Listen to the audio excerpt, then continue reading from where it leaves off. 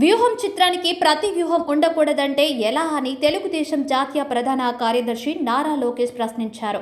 ఎన్నికల ముందు ఈ తరహా సినిమాలు తీయడం ఓ ఫ్యాషన్ అయిపోయిందని మండిపడ్డారు. ఇలాంటి సినిమాలకు జగన్ డబ్బులు పంచుతున్నారని ఆరోపించారు. దర్శకుడు ఆర్జీవి తరపున కోర్టులో వాదనలు వినిపిస్తున్నది వైసీపీ ఎంపీ నిరంజన్ రెడ్డి అని విమర్శించారు. ఈ న్యాయవాదులను చూస్తూనే ఆ సినిమా ఎలా ఉంటుందో అర్థం చేసుకోవచ్చని అన్నారు లోకేష్. న్యాయపరంగా తమకున్న హక్కుల కోసం పోరాడుతున్నామని స్పష్టం చేశారు.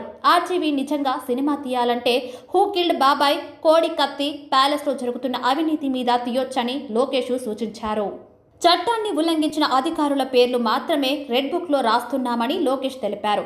తప్పు చేసిన వాళ్ళ గురించి మాట్లాడితే తప్పేంటి అని ప్రశ్నించారు. అధికారులు తప్పు చేసినా మాట్లాడకూడదా? సిఐడిని స్క్రిప్ట్ రాసివ్వమనండి, అదే చదువుతానని లోకేష్ అన్నారు. లేదా సజ్జల వంటి వాళ్ళు స్క్రిప్ట్ రాసిస్తే అదే చదువుతామని అన్నారు. కొల్లి రఘురామిరెడ్డి, పిఎస్ఆర్ ఆంజనేయులు వంటి వాళ్ళు తప్పు చేసినట్టు అంగీకరిస్తున్నారా? రెడ్ బుక్లో ఎవరి పేర్లు ఉన్నాయో వాళ్ళకిలా తెలుసు అని నిలదీశారు. వచ్చే ఎన్నికల్లో ఓడిపోయే సీట్లనే వైసీపీ బీసీలకు ఇస్తుందని లోకేష్ విమర్శించారు. వైసీపీలో తమకు గుర్తింపు లేదని వైసీపీ బీసీ ఎమ్మెల్యే పార్థసారథి ఆవేదన చెందారన్నారు. మంగళగిరిలో వైసీపీ 2 సార్లు రెడ్డిలకే టికెట్ ఇచ్చారన్న లోకేష్ ఇప్పుడు మంగళగిరిలో ఓడిపోతున్నామని తెలిసే బీసీకి ఇచ్చారని విమర్శించారు. కడప ఎంపీ స్థానం బీసీలకు ఇవ్వమనండి, పులివెందుల సీటు బీసీలకు ఎందుకివ్వరు అని దుయ్యబడ్డారు. చిలకలూరిపేటలో మంత్రి విడుదల రజని అనవసరమని సీఎం జగన్ స్పష్టంగా చెప్పేశారని అన్నారు. చిలకలూరిపేటకు పనికిరాని విడుదల రజని గుంటూరు వెస్ట్లో ఎలా పనికొస్తారు? ఓ నియోజకవర్గంలోని చెత్త మరో నియోజకవర్గంలో బంగారం అవుతుందా అని లోకేష్ ఎద్దేవా చేశారు. ఇదొక కొత్త ఫ్యాషన్గా మొదలైందండి. కరెక్ట్గా ఎన్నికల ముందల ప్రతిపక్ష పార్టీలపైన బురద చల్లుతాం, ఉంది లేనట్టు చూపిస్తాం, సినిమాలు వేస్తాం. ఇది చూస్తే ఈ సినిమాకి అయ్యే బడ్జెట్ మొత్తం ఏకంగా సైకో జగన్ నుంచి వస్తుంది, ప్రతి రూపాయి వస్తుంది. ఇప్పటికీ డైరెక్టర్ గారు ఐ థింక్ 2-3 సార్లు కలిసినట్టున్నారు జగన్. నిన్న మీరు చూస్తే ఆయన తరపున అంటే రామ్ గోపాల్ వర్మ గారి తరపున పోరాడిన న్యాయ పోరాటం చేస్తున్న లాయర్ నిరంజన్ రెడ్డి గారు, ఆయన ఎవరండి?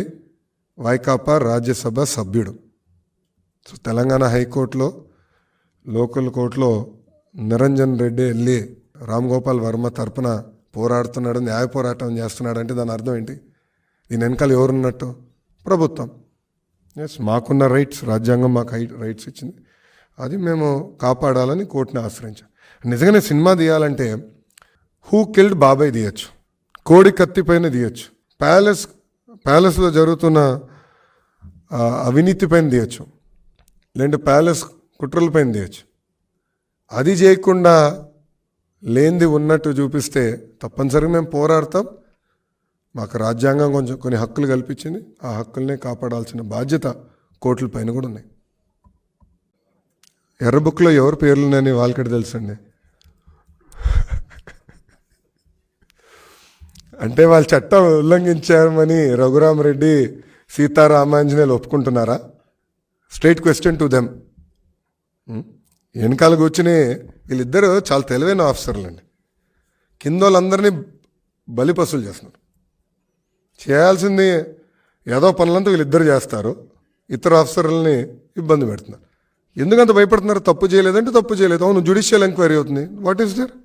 అక్కడ నిరూపించుకోమని. లేదు సార్ మేము తప్పు చేయలేదు. ఫస్ట్ ఆఫ్ ఆల్ వాళ్ళ పేరు పెట్టారు, నేను ఎక్కడ చెప్పాను? ఎందుకంత భయపడుతున్నారు? వాళ్ళు తప్పు చేసిన అధికారులు భయపడతారు. సింపుల్. వాళ్ళు తప్పు చేశారు లేదో వాళ్ళు తేల్చుకోమని. వాళ్ళు ఇప్పుడు ఏం చేస్తున్నారు? ఓడిపోయే సీట్లన్నీ ఇస్తున్నారు బీసీ సోదరులు, గెలిచే సీట్లంతా వాళ్ళ ఒక్క సామాజిక వర్గం ఇచ్చుకుంటున్నారు. అది కరెక్టా? సో ఇప్పుడు గుంటూరు వెస్ట్ ఇచ్చారు, వేవ్లో కూడా గెలవలేదు వాళ్ళు. నంబర్ 1. మంగళగిరి 2 సార్లు గెలిచారు, ఈసారి గ్యారంటీగా వైకాపా పార్టీ ఓడిపోతాం ఖాయం. అది తెలిసే ముందర తప్పిచ్చారు. దానికన్నా ఏం చేశారు చెప్పండి? కడప ఎంపీ ఇవ్వమనండి, బీసీలకి కడప ఎంపీ ఇవ్వమనండి. ఎవరు ఇవ్వద్దంటున్నారు? గెలిచే సీటు కదా, గ్యారంటీ గన్ షాట్ సీట్ కదా, సొంత బంధువు కాదని ఇవ్వమనండి, అప్పుడు ఒప్పుకుంటా.